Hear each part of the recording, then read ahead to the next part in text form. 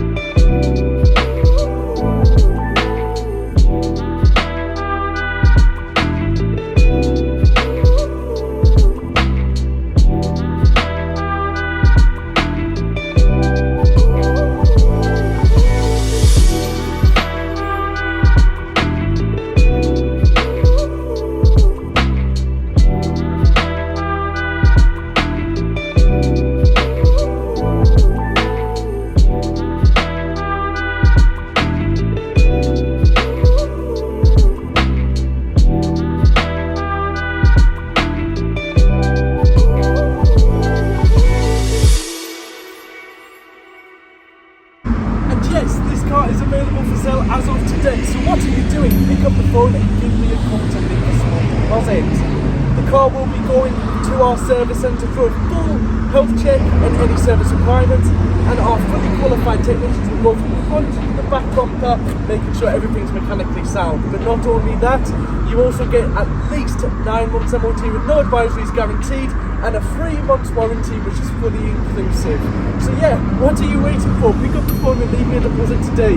But once again, my name is Harvey and thank you for watching another A691 Specialist Cars video.